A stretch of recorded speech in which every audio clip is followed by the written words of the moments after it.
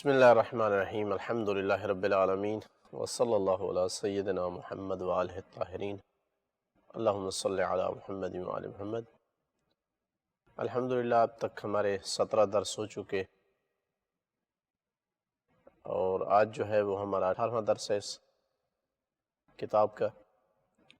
کل جس سوال پر ہم نے آخر پہ درس اینڈ کیا تھا وہ 5واں سوال تھا اس باب کا، جو کہ امام مہدی اجل اللہ فرجہ شریف کے متعلق ہے، اور وہ 5واں سوال یہ تھا کہ کیا یہ عقیدہ شیعہ کے ساتھ خاص ہے یا دوسرے مذاہب بھی عقیدہ مہدویت رکھتے ہیں۔ تو اس کا ایک اجمالی میں نے جواب عرض کیا تھا کہ یہ صرف شیعہ کے ساتھ یہ عقیدہ نہیں ہے، یہ ایک عالمی عقیدہ ہے، ایک عالمی نظریہ ہے۔ تمام مذاہب اور فرق ادیان عقیدہ رکھتے ہیں کہ ایک منجی بشریت آئے گا جو نجات دلائے گا ان مظلوموں کو، جو عدل و انصاف کو قائم کرے گا اس دنیا میں، جو دنیا کو جنت میں تبدیل کرے گا، یعنی یوں تعبیر کریں۔ اور اس کی وجہ بیان کی تھی کہ یہ اس وجہ سے ہے کہ فطرت کی آواز ہے انسان کی کہ کب تک یہ ظلم ہوتا رہے گا، کب تک یہ بربریت رہے گی، کب تک ناانصافی ہوتی رہے گی، کب تک بڑا اور چھوٹے کو کھاتا رہے گا، امیر غریب پر ظلم کرتا رہے گا۔ یعنی ظلم بھری داستانیں کچھ خبروں میں آ جاتی ہیں، کچھ نہیں آتی ہیں۔ تو یہ سلسلہ کب تک رہے گا؟ کوئی دن تو ایسا ہو جس دن جو ہے وہ اہل کو اس کا حق ملے، میرٹ پر جو ہے وہ انسان کو کی قدر کی جائے۔ تو یہ فطرت کی آواز ہے جس کی وجہ سے انسان جو ہے وہ تمام کے تمام ادیان والے متفق ہیں، مذاہب والے۔ اس کی اگر تھوڑا سا تفصیل میں جائیں کہ کس طرح سے ہے، تو مثلا ہم پہلے اہل سنت کو لیتے ہیں۔ اہل سنت تمام کے تمام متفق ہیں، ان کا اجماع ہے اس پر کہ ایک امام مہدی آئیں گے، کہ جو آخری زمانے میں آئیں گے اور عادلانہ حکومت قائم کریں گے اور اسلام کو سربلند کریں گے، دوسرے مذاہب پر اسلام کو غلبہ دیں گے۔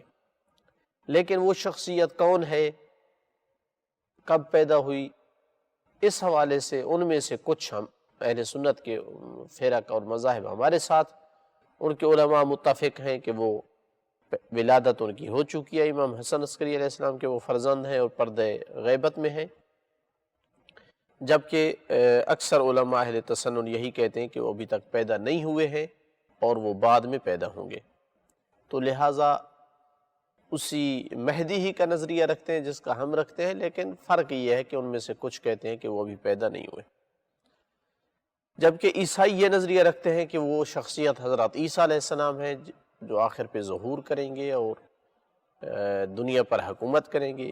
زردشت جو ہے ان کا عقیدہ ہے کہ وہ ہستی ایردان ہے کہ جس کے ذریعے کائنات جو ہے اس سعادت حاصل کرے گی، پوری کائنات پر سعادت چھائے گی۔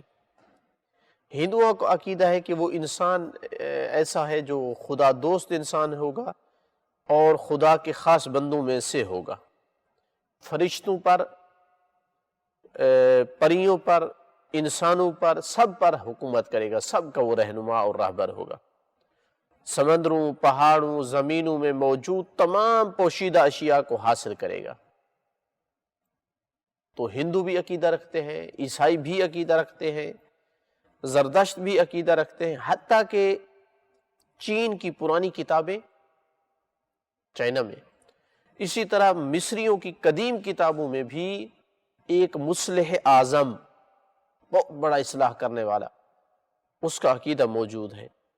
لہٰذا یہ کہنا بجا ہے، صحیح ہے ہوگا کہ ایک نجات دہندہ جو ہے، بشریت کو نجات دہندہ، اس کے بارے میں عقیدہ رکھنا یہ ایک عالمی عقیدہ ہے، لیکن صرف اس آدمی کی خصوصیات کے بارے میں فرق ہے کہ وہ کون ہے اور وہ پیدا ہو چکے ہیں، یہ بعد میں ہوں گے۔ یہ تھا سوال نمبر 5 اور اس کا جواب۔ سوال نمبر 6 جو ہے اس باب میں وہ یہ ہے کہ ہمارے پاس کیا دلیل ہے اس پر کہ وہ پیدا ہو چکے ہیں، نہ کہ وہ بعد میں پیدا ہوں گے۔ اب ہمارا جو دعویٰ ہے کہ وہ پیدا ہو چکے ہیں اور غیبت میں ہیں، ہم کیسے ثابت کریں کہ یہ عقیدہ درست ہے اور دوسرا عقیدہ درست نہیں ہے کہ وہ بعد میں پیدا ہوں گے؟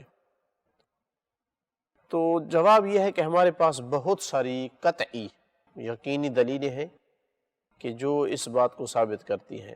ان میں سے چند ایک دلائل کو ہم ذکر کریں گے۔ جو بھی منصف ہے، اس کے اندر انصاف ہے، اس کو یعنی قبول کرنا پڑتا ہے کہ واقعی یہ عقیدہ درست ہے۔ ہم نے ایسے نہیں عقیدہ رکھا ہوا، یعنی ایک شخصیت کے بارے میں کہ وہ 1100 سال 1200 سال سے وہ موجود ہیں اور ان کی ولادت ہو چکی ہے اور ہم یہ عقیدہ رکھے ہوئے آ رہے ہیں، تو ایسا نہیں ہے کہ کوئی دلیل نہیں ہے اور اس وجہ سے اس کے باوجود عقیدہ ہے۔ ان میں سے پہلی دلیل وہ احادیث ہیں کہ جن میں تفصیل سے تمام ائمہ کے نام ذکر ہیں۔ ہم یہ پہلے ذکر کر چکے ہیں ائمہ کی امامت کے حوالے سے، چند ایک مصادر کا بھی ذکر کیا تھا۔ ان ائمہ میں 12ویں امام کا نام بھی ذکر ہے اور اس کے والد کا نام بھی کہ وہ امام حسن عسکری علیہ السلام کے بیٹے ہیں۔ تو یہ روایات ثابت کرتی ہیں کہ امام حسن عسکری علیہ السلام جو کہ دنیا سے جا چکے ہیں، تو اس کا مطلب ہے ان کا بیٹا ہو چکا ہے۔ ایسا تھوڑا ہے کہ وہ دوبارہ زندہ ہوں گے اور پھر ان کا بیٹا ہوگا۔ تو یہ روایات ثابت کرتی ہیں کہ امام حسن عسکری علیہ السلام کی شہادت سے پہلے ان کے ہاں بیٹا ہو چکا تھا۔ اس نے جو ہے وہ امام ہے اس زمانے میں، وہ لیڈر ہیں، وہ قائد ہیں، اور اگر لوگوں کے اندر موجود نہیں ہے تو اس کا مطلب ہے پردے غیب میں ہے۔ دوسری دلیل کہ 100 سے زیادہ تقریباً ہمارے پاس احادیث ہیں کہ جن میں یہ ذکر ہوا ہے کہ امام مہدی علیہ السلام امام حسین علیہ السلام کی نسل مبارک سے ہوں گے، 9ویں پشت پر، 9ویں نمبر پر وہ ہوں گے۔ تو 9ویں نمبر پر تب ہی بنتے ہیں، یہ تقریباً 100 سے زیادہ حدیثیں ہیں۔ 9ویں نمبر پر تب بنتے ہیں جب وہ امام حسن عسکری علیہ السلام یعنی 11ویں امام کے فرزند ہوں، ان کے بیٹے ہوں، تب ہی تو وہ بن سکتے ہیں 9ویں پشت میں امام حسین علیہ السلام کی۔ یہ دوسری دلیل ہے۔ اب یہ 100 کی 100 حدیث سب کی سب یہ ثابت کرتی ہیں، یا 100 سے زیادہ حدیثیں ہیں کہ وہ پیدا ہو چکے ہیں اور غیبت میں ہیں۔ تیسری دلیل 10 احادیث اس مضمون کی ملتی ہے کہ امام علی ابن الحسین علیہ السلام یعنی امام زین العابدین علیہ السلام کی نسل سے 8ویں نسل میں جو آئے گا فرد وہ امام مہدی علیہ السلام ہے۔ یہ بھی تب ہی درست بن سکتی ہیں یہ حدیثیں کہ جب ہم قائل ہوں کہ امام حسن عسکری علیہ السلام جو ہے ان کے فرزند ہو چکے تھے ان کی شہادت سے پہلے، اور وہ جو ہے امام مہدی ہے، تو پھر ماننا پڑے گا کہ وہ غیبت میں ہے۔ اب یہ 3 قسم کی دلیلیں ہو گئی۔ چوتھی دلیل، یہ بھی 100 سے زیادہ حدیثیں ہیں، یعنی اب کسی مطلب پر 1 2 3 حدیث مل جائے ہم یقین کر لیتے ہیں، سینکڑوں حدیثیں، یہ بھی 100 سے زیادہ حدیثیں ہیں کہ جن میں موجود ہے کہ امام مہدی جو ہوں گے وہ امام حسن عسکری علیہ السلام کے بیٹے ہوں گے۔ اب پہلے سے یہ خبریں دی جا رہی ہیں، وہ 100 حدیثیں، ان میں سے کچھ رسول اکرم صلی اللہ علیہ وآلہ وسلم سے، کچھ امام علی علیہ السلام سے، مثلا کچھ امام حسن علیہ السلام، اس طرح ملا جلا کر وہ 100 حدیثیں یا اس سے زیادہ بنتی ہے کہ جو امام مہدی اجل اللہ فرجہ الشریف ہوں گے وہ امام حسن عسکری علیہ السلام کے بیٹے ہوں گے۔ اور جتنی حدیثیں اس بات کو ثابت کرتی ہیں وہ ساتھ اس بات کو ثابت کر رہی ہیں کہ اس بات کو بھی ثابت کر رہی ہیں کہ وہ بیٹا ہو چکا ہے ان کی شہادت سے پہلے اور وہ غیبت کبریٰ میں ہے۔ ورنہ کیسے ثابت کریں گے کہ مہدی جو ہوں گے وہ امام حسن عسکری علیہ السلام کے بیٹے ہوں گے اگر یہ غیبت کے قائل نہ ہو تو؟ یعنی یا تو پھر یہ کہنا پڑے گا کہ امام حسن عسکری علیہ السلام زندہ ہیں، وہ غیبت میں ہیں، تاکہ فرض کیا جائے کہ جب وہ ظہور کریں گے اس وقت کچھ سال پہلے ولادت ہوگی، یا یہ فرض کرنا پڑے گا کہ امام حسن عسکری علیہ السلام دوبارہ زندہ ہوں گے، پھر ان کی بیوی بھی زندہ ہوگی اور پھر مثلا اولاد، جبکہ اس کا کوئی بھی قائل نہیں ہے۔ تو لہٰذا ضروری ہے کہ ان حدیثوں کا معنی یہی کیا جائے کہ امام حسن عسکری علیہ السلام کی شہادت سے پہلے ان کے بیٹے ہو چکے تھے اور وہ اب موجود ہیں غیبت میں۔ یہ چوتھی دلیل تھی۔ 5ویں دلیل، اب یہ 100 نہیں بلکہ 200 کے لگ بھگ روایات ہیں کہ جن میں آپ کی ولادت کا ذکر ہے کہ پیدا ہوئے ہیں، ولادت ہوئی ہے، حتیٰ کیفیت بھی ذکر ہے کہ امام حسن عسکری علیہ السلام کی پھپھو جو ہے حکیمہ وہ جا رہی تھی، گھر جانا چاہ رہی تھی، تو امام علیہ السلام نے ان کو روکا کہ نہیں، آج میرے فرزند نے آنا ہے، حجت خدا نے آنا ہے۔ بہت ساری روایات ماہرین انساب نے لکھی ہیں، یعنی جو نسب کے ماہرین ہیں اور جنہوں نے بڑی شخصیات کے نسب لکھے ہیں، دسیوں انساب ہیں، تو انہوں نے یہ حدیثیں، یہ روایات جمع کی ہیں کہ امام حسن عسکری علیہ السلام کے ہاں امام مہدی جل اللہ فرجہ شریف کی ولادت ہو چکی ہے۔ ان احادیث کو اگر کوئی دیکھنا چاہتا ہے اپنے تمام مصادر سمیت کہ یہ حدیثیں کہاں کہاں سے لی گئی ہیں، تو ایک کتاب ہے منتخب الاثر فی الامام ثانی عشر، اس کا اردو ترجمہ بھی ہو چکا ہے۔ اس میں یہ حدیثیں موجود ہیں، ساتھ مصادر بھی ذکر ہیں اہل سنت کتابوں کے، شیعہ کتابوں کے۔ تو کس طرح سے ان کئی سو حدیثوں کو جھٹلایا جائے؟ یعنی حقیقت تو یہ ہے کہ ان حدیثوں کو جھٹلانے سے یعنی بالنتیجہ آپ ائمہ علیہ السلام یا رسول خدا جن ہستیوں سے یہ حدیثیں آئی ہیں ان کو جھٹلانا چاہتے ہیں۔ پھر چھٹی دلیل ہمارے پاس یہ ہے کہ بے شمار احادیث میں امام علیہ السلام کی غیبت کا ذکر ہے، یعنی جہاں امام مہدی علیہ السلام کا ذکر ہے وہاں ان کی غیبت کا ذکر ہے۔ تو غیبت کب متصور ہو سکتی ہے؟ تب ہی ہو سکتی ہے کہ جب ان کی پہلے سے ولادت کو تسلیم کیا جائے کہ وہ ولادت ہو چکی ہے اور موجود ہیں۔ اگر ان کی ولادت اس وقت ہوگی جب وہ ظہور کریں گے، مثلا حکومت کریں گے، 5-10 سال پہلے، 15 سال پہلے ولادت ہو اور پھر وہ حکومت کریں، تو پھر غیبت کیا ہوئی؟ تو یعنی فرق کرنا امام مہدی کے نظریے میں اور غیبت میں یہ مشکل ہے۔ اس لیے کہ یہ ایک اور ادیان بھی جن شخصیات کے بارے میں قائل ہیں کہ وہ جو ہے منجی بشریت ہیں اور وہ جو ہے یعنی بنی آدم جو ہے ان پر عادلانہ حکومت کریں گے، وہ بھی بہت سارے غیب شخصیت کی، یعنی ایسی شخصیت کے قائل ہیں جو غیب میں، مثلا عیسیٰ علیہ السلام کے بارے میں۔ ساتویں دلیل ہمارے پاس جو ہے وہ یہ ہے کہ ان تمام روایات اور احادیث کو کہاں کریں گے کہ جن میں ملاقات کا ذکر ہے۔ غیبت صغریٰ کے دور میں ملاقاتیں ہوئی ہیں لوگوں کی، کتنے لوگ ہیں جن کی ملاقاتیں ہوئی امام علیہ السلام سے، اور ہم عرض کر چکے ہیں کہ غیبت صغریٰ اور کبریٰ میں فرق یہ تھا کہ غیبت صغریٰ میں خواص کی ملاقاتیں ہیں اور وہ کتابوں میں لکھی ہوئی ہیں۔ شیخ طوسی علیہ الرحمہ نے کتاب جو ہے غیبہ میں کتنی ملاقاتیں لکھی ہیں، نعمانی کی غیبت والی کتاب میں نواب اربع کا تذکرہ ہے، اور ان کے ذریعے سے لوگوں کی حاجات اور احکام شرعیہ اور مال خمس وغیرہ پہنچنا، یہ سب کچھ دلالت کرتا ہے کہ موجود تھے، ولادت ہو چکی تھی، موجود تھے، 69 سال تقریباً غیبت صغریٰ میں رہے، پھر کبریٰ ہوئی۔ تو یہ ساری کی ساری چیزیں ملا کر دیکھیں تو یعنی اظہر من الشمس، سورج کی روشنی سے زیادہ یہ قطعی اور یقینی بات ہے کہ وہ موجود ہیں اور غیبت میں ہیں۔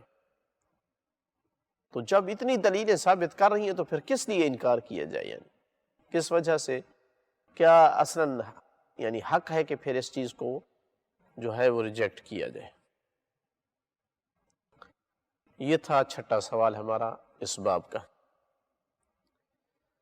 ساتواں سوال یہ ہے کہ جو ہمارے ذہنوں میں اٹھتا ہے کہ امام جب غیب ہیں تو ایسے امام کا لوگوں کو کیا فائدہ ہو سکتا ہے؟ کیا ایسے امام کی ضرورت ہے؟ نظروں سے اوجھل ہے۔ ہم نے جو دلیلیں پیش کی تھیں کہ امام کا ہونا اس لیے ضروری ہے، اس لیے ضروری ہے، یعنی بہت سارے بڑے بڑے فوائد تھے امام کے، تو کوئی سوال کر سکتا ہے کہ وہ فوائد کہاں گئے؟ اب امام علیہ السلام جب غیبت میں ہیں تو ایسے امام کا فائدہ کیا ہے دنیا والوں کو؟ تو ہم عرض کریں گے جواب میں کہ حقیقت میں کسی امام کو غیب رکھنا، پھر اس کو غیبت کے بعد ظاہر کرنا، یہ اللہ تعالیٰ کا کام ہے، اور وہ اپنے کاموں کے بارے میں جانتا ہے کہ اس میں کیا حکمت ہے، کیا فائدہ ہے۔ جب یقینی دلیلیں اس کو ثابت کر رہی ہیں تو چوں چراں کی گنجائش نہیں ہونی چاہیے۔ ہمارے عقل اتنے نہیں ہے کہ ہر چیز کو سمجھ سکے، اس حکمت کو درک کر سکیں جس حکمت کی وجہ سے اللہ نے غیبت میں رکھا ہو۔ تو کما حق ہو کیا فوائد ہے ایسے غیب امام کے، یہ اللہ تعالیٰ بتا سکتا ہے، خود امام بتا سکتے ہیں۔ جب انتہائی طاقتور اور مستند دلیلوں سے یہ ثابت ہو چکا ہے کہ وہ غیب میں ہیں حکم خدا سے ظاہر ہوں گے تو ایمان رکھنا واجب ہے۔ لیکن اس کے باوجود بھی ہم چند ایک فوائد کی طرف جو ہے وہ اشارہ کرتے ہیں، یہ اکثر فوائد روایتوں میں بھی ذکر ہوئے ہیں۔ مثلا پہلا فائدہ کہ اصلاً اس کائنات کا وجود جو ہے وہ امام کے وجود سے ہے، دنیا کے لیے رحمت ہے۔ اس امام کے مقدس وجود کی وجہ سے دنیا پر عذاب نہیں آ رہا، ورنہ جو دنیا کی حالت ہے، کون سا ظلم نہیں ہو رہا، کون سی معصیت نہیں ہو رہی، کون سا گناہ نہیں ہو رہا، تو دنیا پر پھر بھی عذاب نہیں آ رہا، تو اس معصوم امام کے مقدس وجود سے۔ اور معتبر حدیثوں میں ملتا ہے کہ اگر زمین حجت خدا سے خالی ہو جائے تو یہ تباہ اور برباد ہو جائے۔ تو زمین بھی موجود ہے تو ان کے وجود سے، اور اسی طرح اگر ساری کائنات کو نعمتیں اور آسائشیں مل رہی ہیں تو وہ بھی آپ کے بابرکت وجود کی بنیاد پر حاصل ہو رہی ہیں۔ یہ تکوینی فائدہ اس کو آپ کہہ سکتے ہیں کہ امام کے وجود کا تکوینی فائدہ ہے کہ ان کے وجود سے دنیا قائم ہے۔ دوسرا فائدہ ان کے وجود کا یہ ہے کہ جب مومنین یہ عقیدہ رکھتے ہیں کہ ہمارے وقت کے امام موجود ہیں اور ہمارے اعمال ان کے ہاں ظاہر ہوتے ہیں اور وہ ہمارے اعمال کے گواہ ہیں، اور جب ظاہر ہوں گے امام علیہ السلام تو ہم نے ان کے قرب حاصل کرنا ہے، ہم نے ان کی خدمت کرنی ہے، جب یہ نظریات رکھتے ہیں تو کئی ایک لوگ احساس کرتے ہیں اس نظریے کی بنیاد پر اور گناہوں سے بچ جاتے ہیں، توبہ کر لیتے ہیں، امام علیہ السلام سے شفاعت طلب کرتے ہیں کہ اللہ تعالیٰ سے مانگو ہمارے لیے، اللہ تعالیٰ ہمیں معاف کر دے۔ اسی لیے کئی ایک مبلغین جو ہے اپنی تبلیغ میں اسی چیز کا ذکر کرتے ہیں کہ امام علیہ السلام آپ کو دیکھ رہے ہیں، ان تک آپ کے اعمال پہنچ رہے ہیں۔ بہت بڑا فائدہ ہے کہ ان کے وجود سے جو ہے لوگ گناہوں سے خائف ہوں، توبہ کر لیں۔ تیسرا فائدہ یہ ہے کہ کتنے لوگ جو مظلوم ہیں، جن پر ظلم ہو رہا ہے یا پریشان حال ہیں، کسی وجہ سے جو ہے مسائل میں پھنسے ہوئے ہیں، یہ سب لوگ اپنے دکھ کا مداوع کرتے ہیں امام زمانہ کی شخصیت کو یاد کر کے اور ان کے ظہور کی تمنا کر کے کہ ہمارے کوئی وارث ہیں اور وہ دیکھ رہے ہیں، ہمارے دکھوں کا مداوع کرنے والی ہستی ہے۔ تو اس طرح کے تصور سے انہیں راحت پہنچتی ہے، اس عقیدے سے انہیں سکون کی کیفیت پیدا ہوتی ہے۔ اگر وہ نہ ہوتے تو یعنی بے صبر ہو جاتے لوگ کہ ہمارا تو کوئی وارث نہیں، کوئی ہمارے حال کو دیکھنے والا نہیں۔ یہ تھا یعنی ایک تیسرا فائدہ۔ چوتھا فائدہ یہ ہے کہ کتنے لوگ ایسے ہیں، بہت سارے لوگ، کہ جنہیں زمانے کے امام کے توسط سے راہ حق کی ہدایت ہوتی ہے، محسوس نہیں ہوتا ہمیں، ورنہ ان کی وجہ سے ہمیں ہدایت حاصل ہوتی ہے۔ وہ ایسا نور ہے کہ جن کے توسط سے ہر کوئی راہ ہدایت تلاش کر سکتا ہے اگر ان کو واسطہ بنایا جائے، ان کی طرف متوجہ ہویا جائے۔ تو جہالت اور انحراف کی تاریکیوں میں ڈوبا ہوا انسان بھی ان کے نور سے فائدہ اٹھا سکتا ہے، راہ ہدایت پا سکتا ہے۔ اسی لیے جب چھٹے امام علیہ السلام سے پوچھا گیا کہ اگر امام غیب ہو تو ایسے غیب امام کا کیا فائدہ، کس طرح سے لوگ ان سے فائدہ حاصل کر سکتے ہیں، تو امام نے انتہائی خوبصورت مثال سے سمجھایا، فرمایا کہ ایسا ہے جیسے تم لوگ اس وقت بھی سورج سے فائدہ اٹھا رہے ہوتے ہو جب وہ بادل کے پیچھے سے ہوتا ہے۔ تو جس طرح امام نے فرمایا جس طرح بادل کے پیچھے سے سورج پھر بھی اپنی روشنی دے رہا ہوتا ہے اور لوگ فائدہ اٹھاتے ہیں، اس طرح امام مہدی اجل اللہ فرجہ الشریف غیبت کے پردے سے پیچھے رہ کر کے بھی نور ہدایت لوگوں تک پہنچاتے رہیں گے۔ تو یہ بہت بڑا فائدہ ہے، کتنے لوگوں کو ہدایت مل رہی ہے، لیکن جو بھی ان کی طرف متوجہ ہوتا ہے، واسطہ دیتا ہے، جو واقعاً راہ حق کا طالب ہے، جو نہیں آنا چاہتا اس کو نہیں ہوگی، لیکن جو طلب کر رہا ہے کہ مجھے ہدایت ہو، میرا اللہ مجھے ہدایت دے، تو امام علیہ السلام کے توسط سے پروردگار ان کو ہدایت دیتا ہے۔ چونکہ وہ غیبت میں رہ کر کے بھی لیڈر ہیں، غیبت میں رہ کر کے بھی وہ امام اور حقیقی قائد ہیں، تو وہ مطلع ہوتے ہیں لوگوں کے حالات پر اور رہنمائی کرتے ہیں جو ہدایت کا طالب ہوتا ہے۔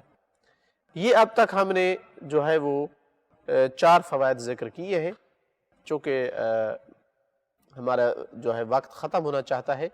انشاءاللہ اگلے درس میں ہم مزید جو ہے امام علیہ السلام کے وجود کے 1-2 فائدے اور بھی ذکر کریں گے۔ تب تک اجازت چاہتا ہوں، والحمدللہ رب العالمین۔